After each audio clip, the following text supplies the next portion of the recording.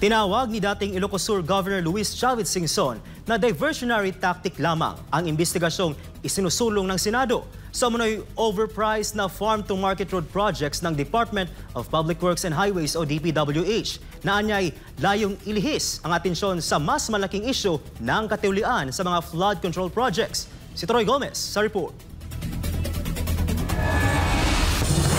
Yung mga nangyayari ngayon.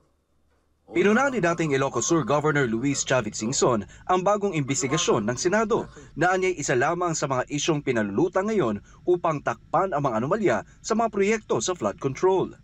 Hinto na rin flood control. Ayaw nilang malaman ng totoo. Punta naman tayo daw sa farm to market road. So lahat, ginugulo-gulo nila. Pag lang umabot sa kanya. Kinesyon din ni Singson kung bakit biglang lumabas ang issue ng umano'y anomalya sa farm-to-market road projects matapos niyang manawagan kay Pangulong Ferdinand Bongbong Marcos Jr. na imbestigahan ang sariling probinsya nito. Matatandaan na una nang isiniwalat ni Singson na ang Ilocos Norte ay kabilang sa top 3 na may pinakamaraming flood control projects na umano'y dumaan sa kontraktor na mag-asawang Diskaya. Siya naglabas. May Alzheimer nga siya dahil hindi niya alam, damay siya.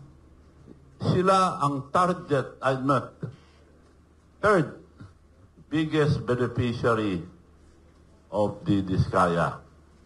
Paano nakakuha si Diskaya ng 31 billion in 3 years na term ni BBM? Usap-usapan sa Senado na posibleng hindi na ipagpatuloy ang investigasyon sa flood control projects bago pa man magbitiw si Senador Ping Lacson bilang chairman ng Senate Blue Ribbon Committee. Una na ring inanunsyo na hindi na isa sa publiko ang gagawing pagdinig ng Independent Commission for Infrastructure na siya ring nagsisiyasat sa parehong issue. Sana po wag tayong pabudol. Dahil ang liwanag, sinabi na ang ICI, maraming ghost project. Bakit tayo pupunta sa farm market road? Bakit pinaimbisigan ngayon mga iba? Para sa Diyos at sa Pilipinas kung mahal, Troy Gomez nag-uulat, SMNI News.